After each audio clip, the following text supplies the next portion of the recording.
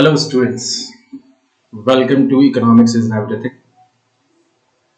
आज हम आपकी सबसे बड़ी प्रॉब्लम इंडियन इकोनॉमिक डेवलपमेंट का पहला चैप्टर उसको पढ़ेंगे और सीखेंगे कि आने वाले हमारे जो एग्जाम्स हैं उसमें हमें कैसे क्वेश्चंस आ सकते हैं और हमें क्या क्या चीजें करनी है।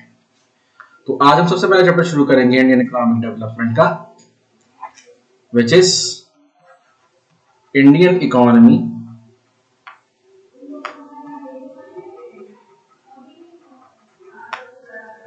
on the eve of independence. Eve of independence. Here you can see ये चैप्टर शुरू होता है, एक्चुअली में ये चैप्टर शुरू होता है 1757 से। 1757 में हमारे देश में बैटल ऑफ प्लासी हुई थी। क्या हुई थी? बैटल ऑफ प्लासी, ठीक।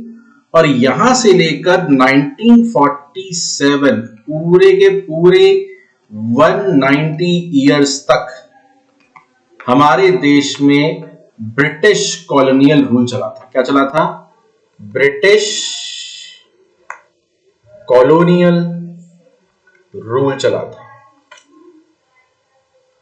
थोड़ा सा मैं फॉन्ट बड़ा कर लेता हूं, इसका थिकनेस ओपेसिटी थोड़ी सी बढ़ गई। ब्रिटिश कॉलोनियल रूल चला था और यहीं से हमारा पहला कंसेप्ट निकल के आता है, व्हाट इज कॉलोनियलिज्म। कॉलोनियलिज्म होता क्या है एक्चुअली में? So what is colonialism? Colonialism is the social and political, colonialism is what? It is social and political relationship between two countries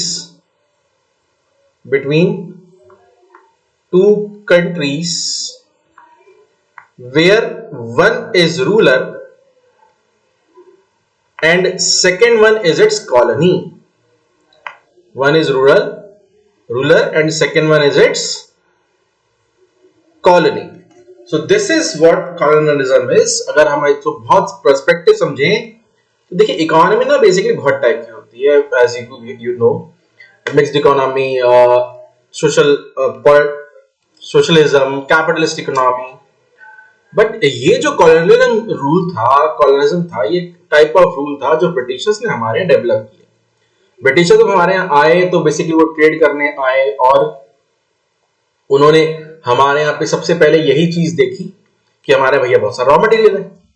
So what they need the raw material from us to develop their industries, to develop their industries.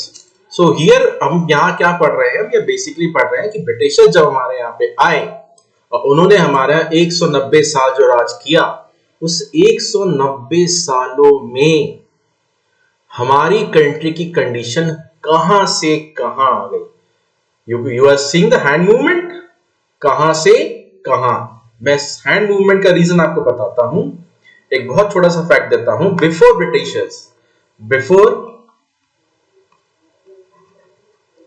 Britishers हमारे यहां britisher आने के पहले हमारी economy का participation in the world economy 23% था। 23%, you can imagine 23% world economy में हमारी इकोनॉमी का पार्टिसिपेशन। लेकिन आफ्टर द ब्रिटिशर्स ये परसेंटेज सिर्फ 3% रह गया। यू कैन सी ना, या now you can understand the hand movement, the gesture movement I am doing here. This is very important, this is very important to understand कि ब्रिटिशर्स जो आए, अब ये क्वेश्चन भी बनता है बेसिकली कि ब्रिटिशर जब हमारे यहाँ पे आए तो उन्होंने कोई हमारा भला नहीं किया, वो बेसिकली अपने भले के लिए हमारे यहाँ पर आए थे, अपना भला करके चले गए, ठीक। तो हमें बेसिकली यहाँ देखो, एक चीज बहुत इंपॉर्टेंट है याद रखना। कई बार क्या होता है, इकोनॉमिक्स, इंडियन इकोनॉमिक डेवलपमेंट पे बच्चों से क्वेश्चन पूछे जाते हैं और बच्चे उसको इन अ सोशल मैनर या इन अ पॉलिटिकल मैनर्स का आंसर देने की कोशिश करते हैं। बट याद रखिएगा, इकोनॉमिक्स है, यहाँ पर आपको इकोनॉमिक्स से रिलेटेड आंसर देने हैं और इस चैप्टर का ही नाम ये है कि Indian economy on the eve of independence. मतलब हमारा जब देश आजाद हुआ या उससे पहले हमारे जो चीजें हमारी कंट्री में हुई, उस वजह से जब हम आजाद हुए तो उस वक्त हमारी इकोनॉमी की हालत क्या थी, बेसिकली हमें यहाँ पर वो पढ़ना है। तो ये चैप्टर ना बेसिकली कुछ कैटेगरीज में डिवाइडेड है and you have to understand these categories. You एक ब्रीफ इंट्रो देता हूं मैं इन कैटेगरीज का। तो सबसे पहले इसमें हमें क्या पढ़ना है, हमें पढ़ना है एग्रीकल्चर सेक्टर के बारे में। इसके बारे में एग्रीकल्चर सेक्टर के बारे में सबसे पहले हमें यहाँ पे पढ़ना है कि भाई Indian economy on the eve of independence के टाइम पर हमारे देश में एग्रीकल्चर कंडीशन कैसी थी, बेसिकली हमें वो जानना है यहाँ पर। और अब हम वही जानेंगे।